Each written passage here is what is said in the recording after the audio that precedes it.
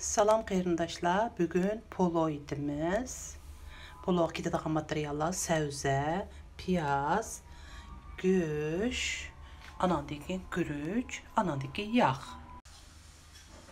Göşni toğrab alımız. Səvzini, piyazını toğrab alımız, mana bunda qılıb. Əmdi qoruyumuz. Yağqa əmdi göşni salımız.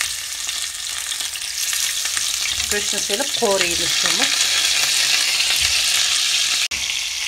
Göş qorulğandan keyin piyazını salımız. Piyazını selip qoruyumuz. Piyaz sap seriqlab qorulğandan keyin səvzini salımız. Səvzinin üstüge mən tuz saldım. Tuzunu salımız. Anandan azraq qorup səvzi qorulğandan keyin üstüge su qoyumuz. Su koyup yarım saat kaynatsak pişidi, göşler anadaki dümleyin. Gürüşni pakız yuyup aldık.